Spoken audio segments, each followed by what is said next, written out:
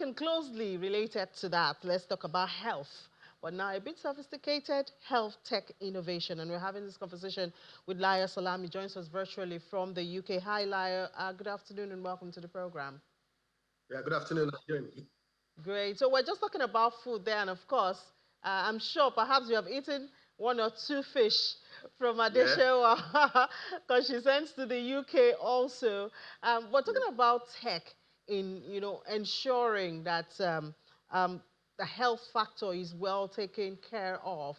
And we're looking at leapfrogging for Nigeria in tech, um, accelerating our movement. How much of a tech have we put in our health conversations, in our health policies and implementation? So for the most part, we're a mobile first industry, and while there are some lapses here and there because of the way we don't have the structures, and which could be an advantage and a disadvantage at the same time. Advantage in the sense that you have the chance to shape in the system. One of the conversations that I have with people in the industry is we have the chance to digitalize this thing from the grassroots and up to the top. So it's either you are playing in that space fairly or you're playing to get keep. So, with a very fast growing industry where it's people's lives that are at stake, you need to put the patients first at all times and making sure like the innovation you are building for can communicate with each other and can also add like serious data driven value for the Nigerian government to better the health industry and as well as better patients' life. Yeah, I like the fact that you brought in the issue of data, because even earlier today we are talking about data in electricity and how that is deterring the efficiency of some policies. So of course, getting tech will help us get more data, but it seems to be contradictory when you place it at the grassroots, because it seems tech, innovation, and the grassroots, they don't really go well in Nigeria. I mean, Nigeria is a perfect place to really look at like this specifically. First we're in a mobile first phase. Our mobile penetration is one of the highest in Africa, and which is around 90% last time I checked. And we have incredible local talents, very very incredible local talents. One of these things I say is I look at solutions like Indigo, where we are building solutions to be patient first in the nature of how doctors are interacting with patients.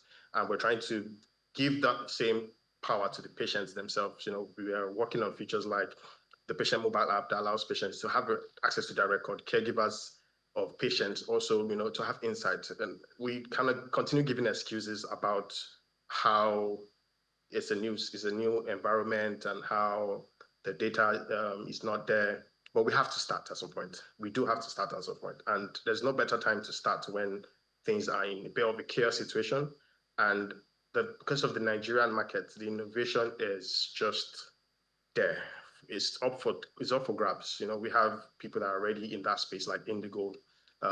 We also have in digitalization of the records itself now. Digitalization of the records. We have Indigo, we have eClats, we have Ilium Health and stuff like that, which hospitals are already onboarding on to digitalize their records. Now it's up to the community, the health community, to because the grassroots is a problem. This is a big problem.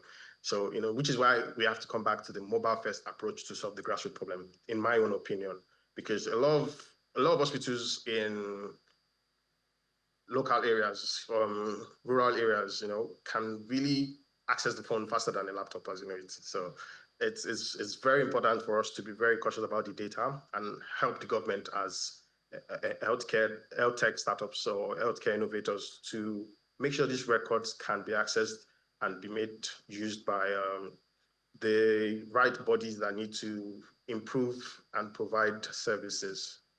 So the patient mobile app sounds really interesting. And, Yeah. I know that I've read and heard talks about, making patients meet doctors virtually, to close the gap of the Yeah. doctor to patient and all of that. And do we expect this, for instance, to start from our primary health care?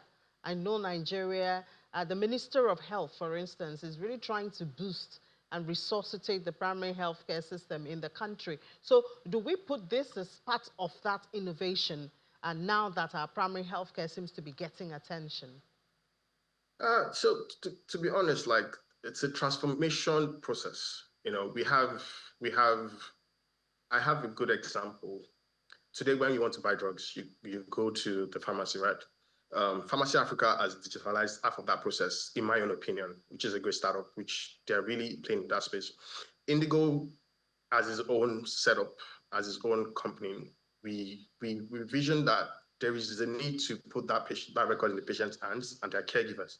Emphasis on their caregivers also, because sometimes when we look at chronic health management, which is something that I major in, I tell people like chronic health management is not as easy without the caregiver. So when you're building this patient apps you're talking about, you really need to consider that the patient might not even be the one using the apps. It could be their caregivers. So it's an early stage development, where we don't have where we have problems is a lot of people are not building these systems to communicate with each other, Who should right? be building it? Who should be We, building? so there is it's a mixture of a lot of things. We need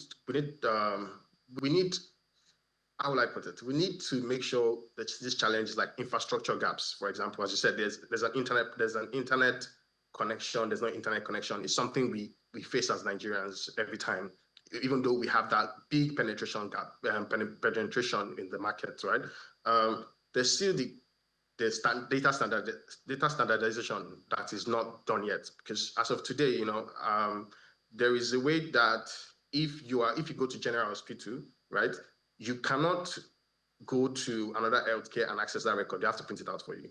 That is where we need to start from, right? Because we need to start from General Hospital Ikeja and should speak to General Hospital in Nasarawa, even though, because maybe Nasarawa has the best of that service that I need for maybe my cancer treatment or my diabetes treatment.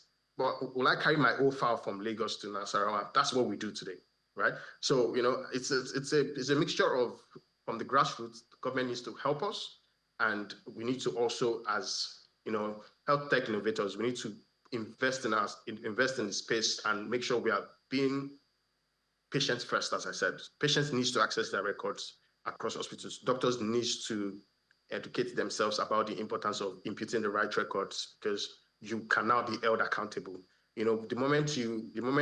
For example, in Inigo, we do accountability of health records, accessing health records, who did what and when, is something we don't take lightly, because there needs to be somebody that you can hold responsible when things don't work right.